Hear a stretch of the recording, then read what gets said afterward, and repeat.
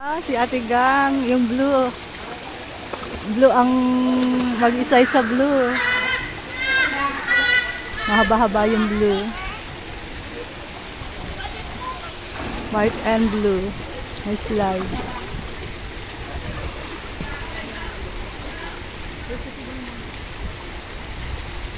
Ayan, merong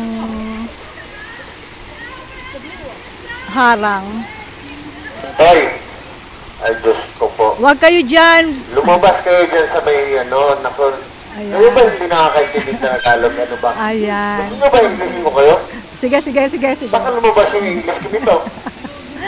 Kaya mayroong Sumunod lang tayo harang para hindi ko tayo para ma-accidente. Pagsisita namin sa inyo. once para na sa inyo, lumabas para sa dyan amin. sa slide, Para pupunta, maiwasan lalabas natin niya ang sa mga accidente, harang sumunod tayo sa rules and para hindi regulation ng resort. tamaan ng kasunod Kahit na hindi po mag-slide. ba?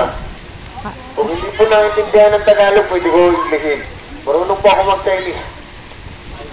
Ayan. Kailangan masunod sa rules and regulations. Ayan.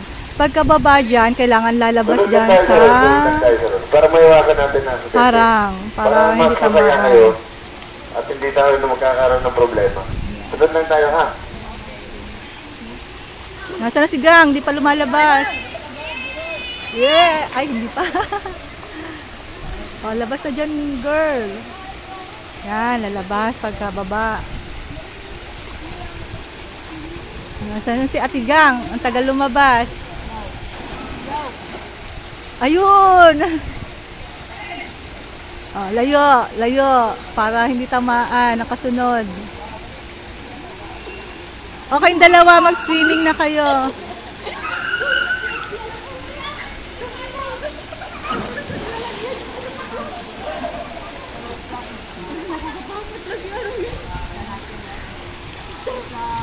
Ay, lang ba? Sabi mo tayo. Bawal mo sa bayan. Ay,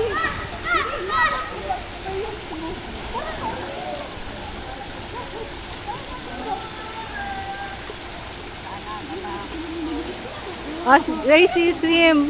Ay, turuan niyo si Gracie mag-swim.